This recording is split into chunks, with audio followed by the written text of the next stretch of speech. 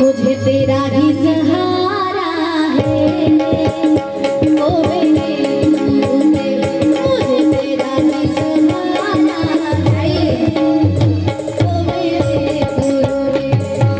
सबसे ढकी है चोरी पता, सुना तूने मेरी पुकार। सबसे ढकी है चोरी पता, सुना तूने मेरी पुकार। मुझे तेरा ही सहारा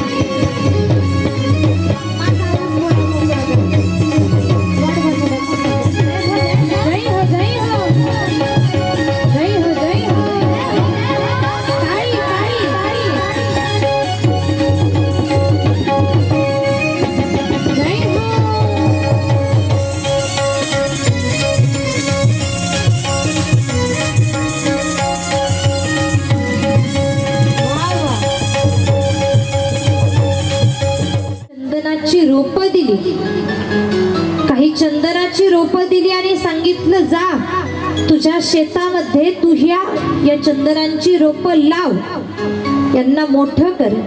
या चंदनाच्या माध्यमातून तुला फार मोठ्या प्रमाणात धनाची प्राप्ती होईल. या लाकूड तोड्यानं केलंही तसंच. त्या चंदनाची रोपं घेतली, राजानं दिलेली रोपं आपल्या शेतामध्ये नेऊन लावली. योग्य त्या प्रकारे त्या रोपांची काळजी घेतल्या गेली. अगदी त्याला व्यवस्थित खत पाण्याची व्यवस्था.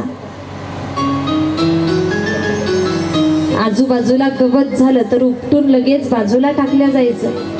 योग्य त्या वेळी पाणीही दिल्या जायचं. चंदनाची रोपं, त्याचं रूपांतर आता वृक्षामध्ये व्हायला लागलं. चंदनाची रोपं मोठी झाली, त्या रोपांची वृक्ष बनली, झाडं तयार झाली. आणि आता झाडं तयार झाल्यानंतर या चंदनाच्या झाडांचं, चंदनाच्या लाकडाचं करायचं काय हे या लाकूड तोड्याला माहिती नव्हतं.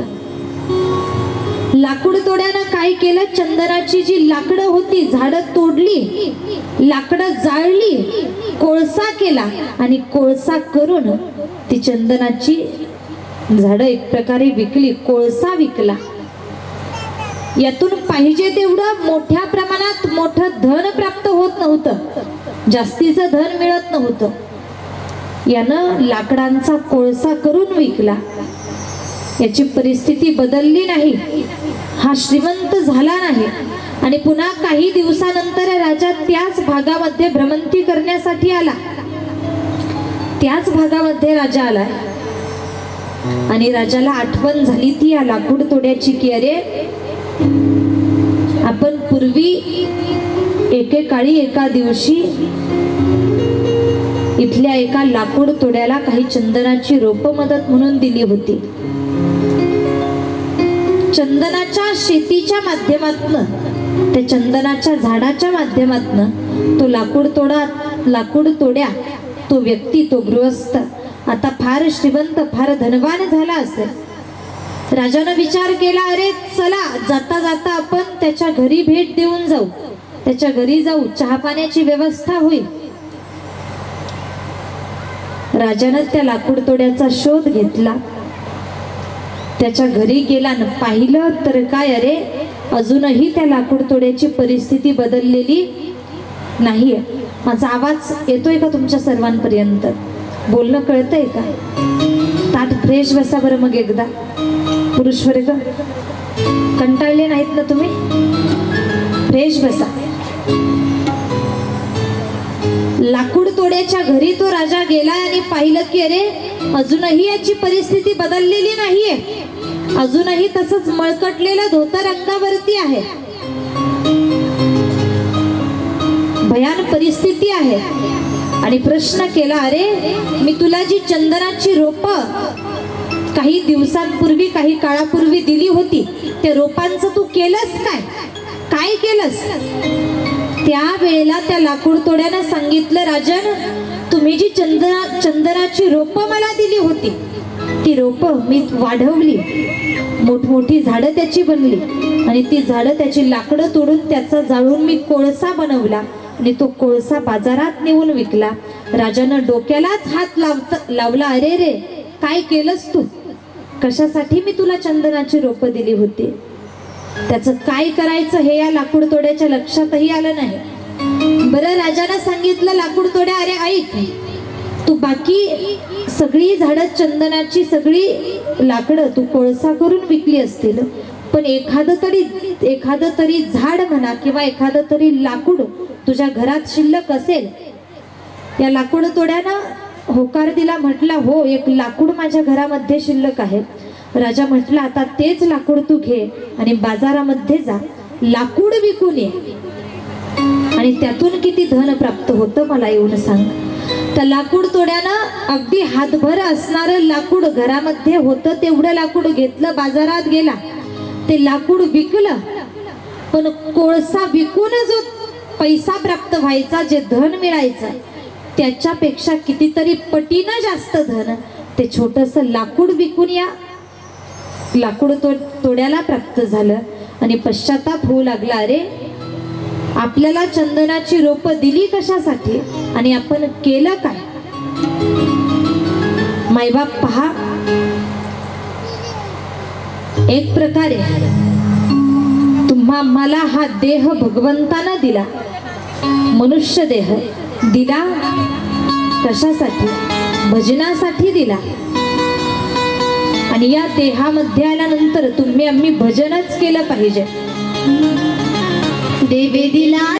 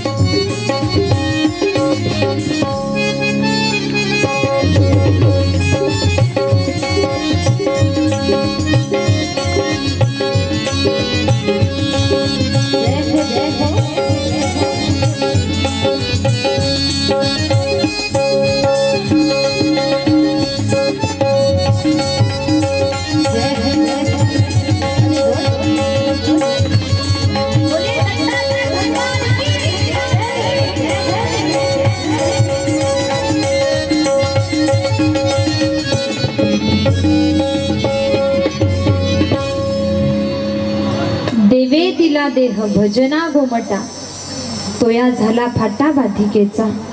भगवंतानं आम्हाला देह दिला, भजनासाठी दिला. आणि या देहामध्ये आल्यानंतर आम्ही भजन केलं पाहिजे. आणि पहा मायबाप, सांगेन मी तुम्हाला, मनुष्य देह मिळाला ही भगवंत प्राप्तीची आपल्याकडे असणारी एक संधी आहे.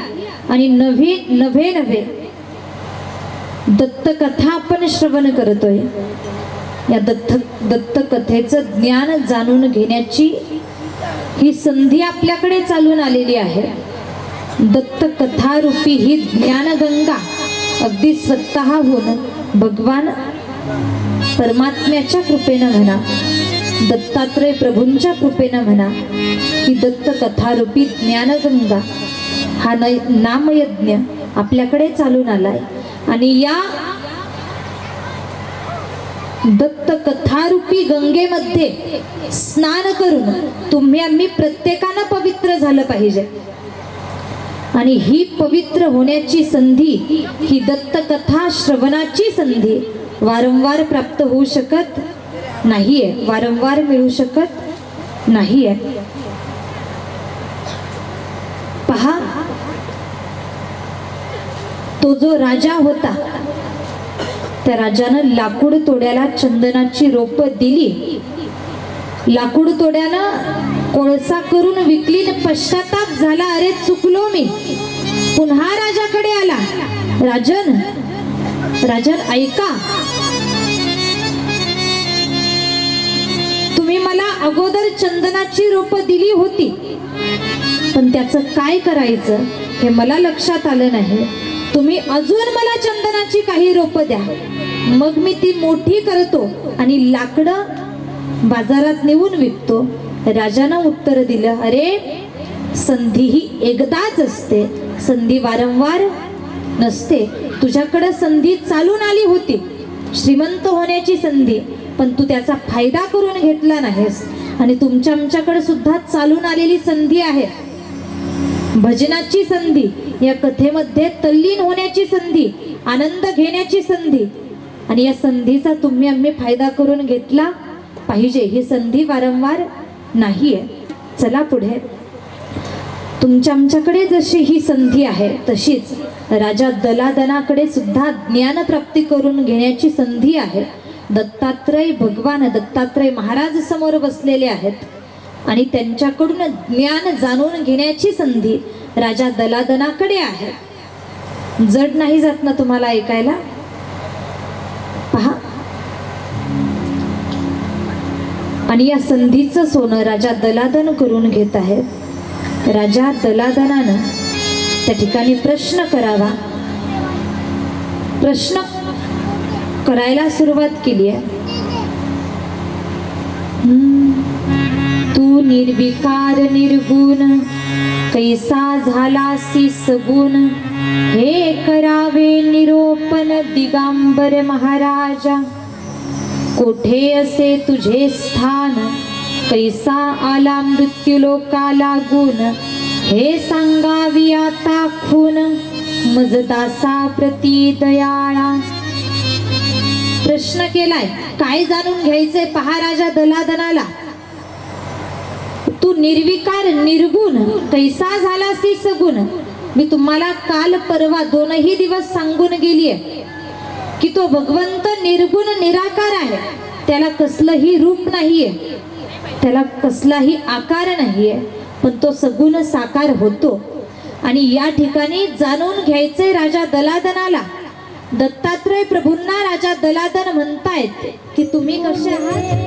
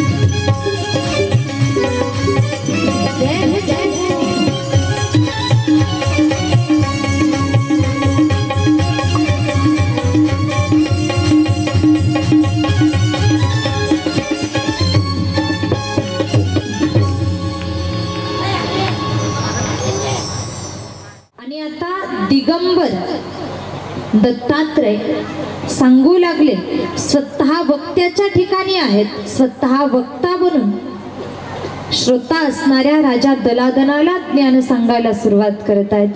वक्ता दिगंबर आपण, श्रोता असे राजा दलादन. श्रोता राजा दलादन आहे आणि एकाग्र मन करून अगदी पहिल्यापासनं हा राजा दलादन दत्तात्रय जे ज्ञान सांगू लागलेत हे ज्ञान ग्रहण करतोय, ऐकतोय, श्रवण करतोय. आणि दत्तात्रयांनी सांगावं, ऐक. एका वेळेला झालं काय, घडलं काय, तर अत्री ऋषी, या अत्री ऋषींनी 60,000 वर्ष तप केलं, अनुष्ठान मांडलं. 60 सहस्र वर्षे अनुष्ठान करीते झाले दोघे जण, आकाशवाणी अलक्ष पदाहून झाली आज्ञा अविनाशी. अनंत ब्रह्मांडे उल्लंघून द्वादश मंडळाचा, कुणीही असला, गृहस्थी असला, संन्यासी असला, कोणत्याही आश्रमामध्ये राहणारा असला, प्रत्येकाला कर्म करावं लागतं. कर्माशिवाय पर्याय नाही. आणि म्हणून या भूमीला, या मृत्यू लोकाला कर्मभूमी म्हटलं जातं. कर्मभूमीला आलो म्हटले.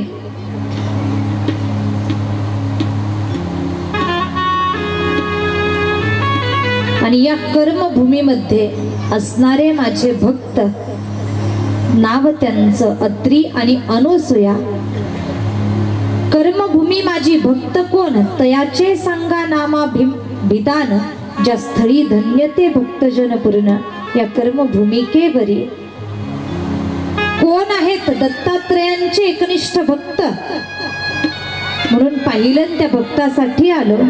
ते पुण्यदायी, ते पवित्र, ज्यांचा उल्लेख केला गेला, अत्री अनसूया, पुण्य पवित्र. हे पुण्यवान आहेत, पवित्र आहेत, नामचिंतन करून पवित्र बनलेले आहेत. आणि पहा, दत्तात्रयांची भक्ती करतात, पुण्यच आहे, पुण्याईशिवाय नाहीये. अगोदरचा पुण्याचा साठा. म्हणून भक्ती घडली, म्हणून एक प्रकारे तप घडलं.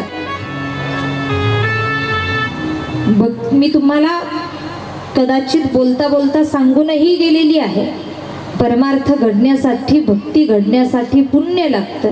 पुण्याईशिवाय परमार्थ नाही. परमार्थातली कोणतीही कृती, कोणतंही कार्य पुण्याईशिवाय नाही.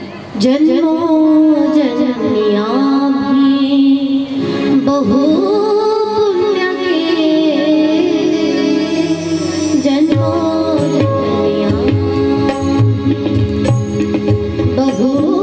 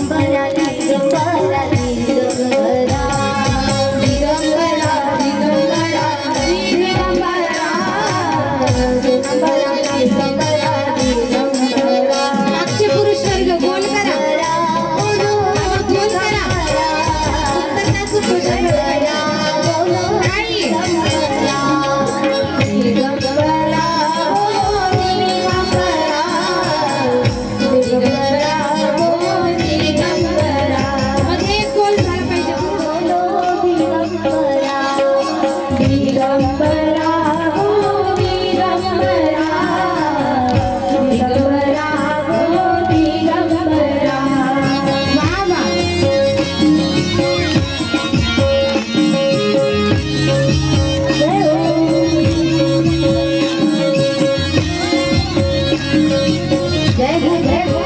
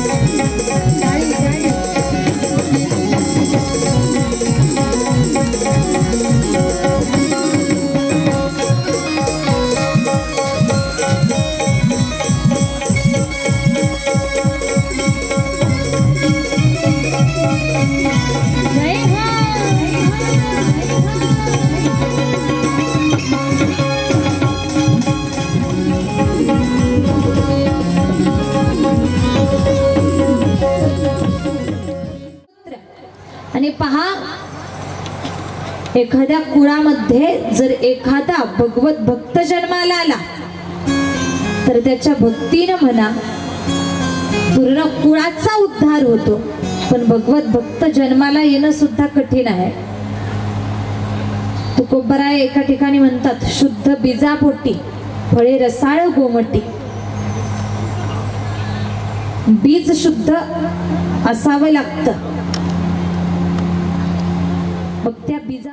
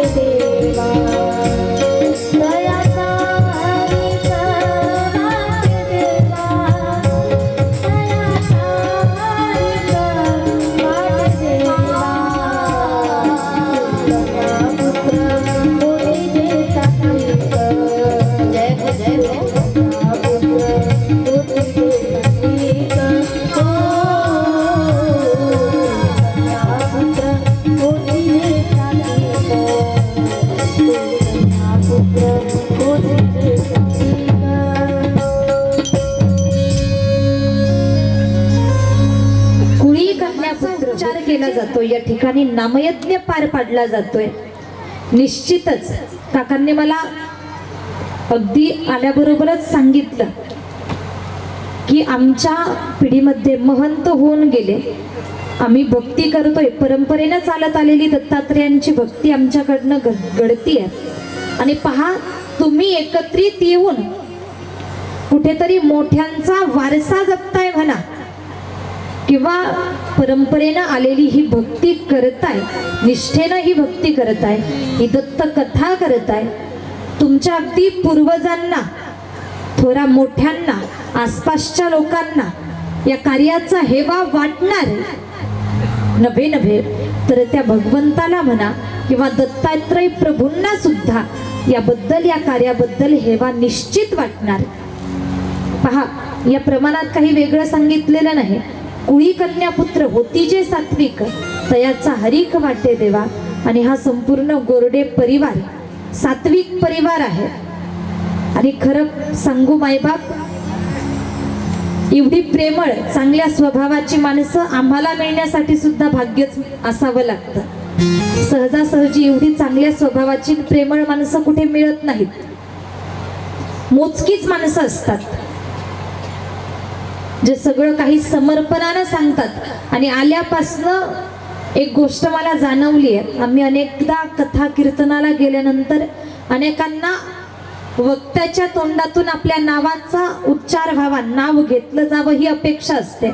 पण आजपर्यंत इथे आल्यापासून असं कोणी म्हटलं नाही की आम्ही हे करत आहोत, आम्ही हे करत आहोत. यांची सगळ्यांची भावना एकच आहे की दत्तात्रय प्रभू आमच्याकडनं करून घेत आहेत आणि कोणी आम्ही एकटा किंवा एकटे जण पुढं होऊन आम्ही करतोय असा शब्द किंवा या हेतूचं बोलणं या 3 दिवसात आजपर्यंत मी तुमच्यापैकी कुणाच्या मुखातनं ऐकलं नाही. यातून मला हा भाव लक्षात आला की तुम्हा सर्वांना नावाची अपेक्षा नाही, भक्तीची, आनंदाची अपेक्षा आहे. या ग्रंथाचं ज्ञान प्राप्त व्हावं ही आशा आहे आणि भक्तिपूर्ण हे वातावरण पहा. मायबाप सांगेल की या कार्याचा हेवा निश्चित दत्तप्रभूंना वाटत असणार. तुम्हा सर्वांना, आपल्यातल्या थोरा मोठ्यांना याचा हेवा वाटतो, यात नवल नाही. साक्षात भगवंताला सुद्धा याचा हेवा वाटणार. आणि पुढे पहा, हा नामयज्ञ पुढच्या तुमच्या येणाऱ्या पिढीसाठी एक प्रकारे आदर्श ठरणार आहे. भक्ती कशी करावी किंवा भक्ती समर्पणानं करावी हे तुमच्याकडे पाहून पुढची पिढी शिकणार आहे. पहा, कुळामध्ये सात्विक मुलगी, सात्विक कन्या म्हणा किंवा पुत्र म्हणा, जन्माला येण्यासाठी पुण्य असावं लागतं. आणि जर कुळामध्ये एक जरी भगवत भक्त जन्माला आला तर अख्ख्या पूर्ण कुळाचा उद्धार आहे. आणि मायबाप अत्री ऋषी, अनुसया माता भक्त आहेत, दत्तात्रयांचं नामचिंतन करतात आणि म्हणूनच सांगितलं गेलं, तेने उद्धरिले कुळगोत्र. हे भक्ती करतायत म्हणून यांच्या जन्मानच पूर्ण त्यांच्या कुळाचा उद्धार झाला. नव्हे नव्हे तर साक्षात दिगंबरायांना सुद्धा पुत्र म्हणून त्या ठिकाणी यावं लागलं. तया निमित्त कारणे झालो सगुण, दाविली आनंदाची खून, राहिलो मी पुत्र होऊन, चहू युगा प्रती जाणीजे. आणि काय यांच्याच अत्री आणि अनुसयेच्या पुण्यामुळे त्यांच्या कुळाचा उद्धार यांच्यामुळे झाला एवढंच नाही तर यांच्याच पुण्याईमुळे मला सगुण व्हावं लागलं. सांगतायत दत्तात्रय महाराज राजा दलादनाला सांगतायत, अत्री आणि अनुसया यांच्या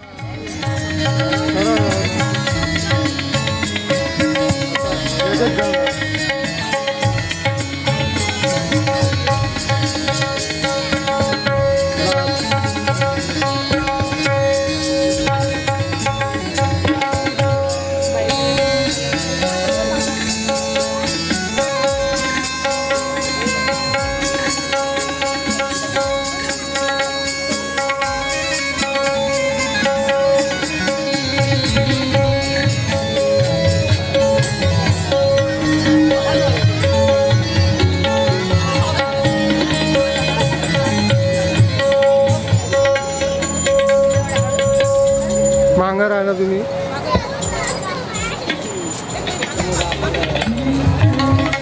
आनंद आनंद बोलो जय हो गुरुदेव की, आनंद आनंद बोलो जय हो गुरुदेव की, आनंद आनंद बोलो जय हो गुरुदेव की, आनंद आनंद बोलो जय हो गुरुदेव की, आनंद आनंद बोलो जय हो गुरुदेव की, आनंद आनंद बोलो जय हो गुरुदेव की, आनंद आनंद बोलो जय हो गुरुदेव की, आनंद आनंद बोलो जय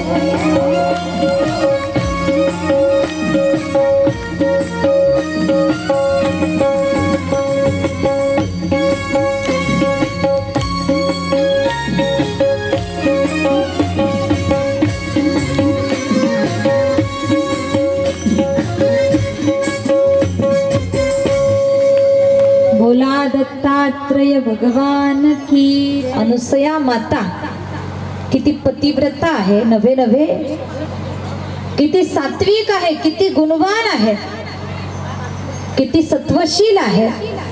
नारदांनी अनेको माध्यमातनं ते श्रवण केलं होतं.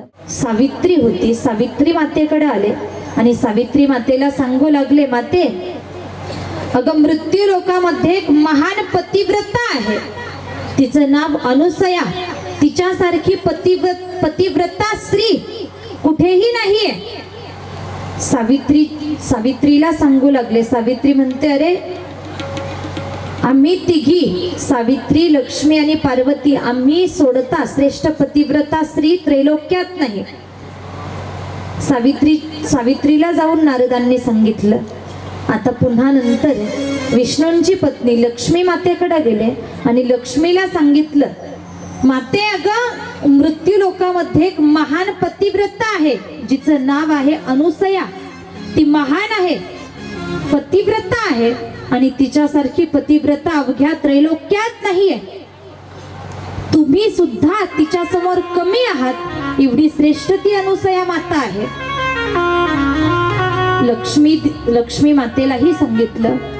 पुन्हा भगवान भोलेनाथांच्या पत्नी पार्वती मातेकडे नारदजी गेले आणि पार्वती मातेला सांगू लागले, माते अगं ऐक, मृत्यू लोकामध्ये एक महान पतिव्रता आहे, जिनं तुम्हा तिघींनाही मागे टाकलंय. सावित्री, लक्ष्मी आणि पार्वती तुमच्या तिघींपेक्षाही श्रेष्ठ पतिव्रता आहे.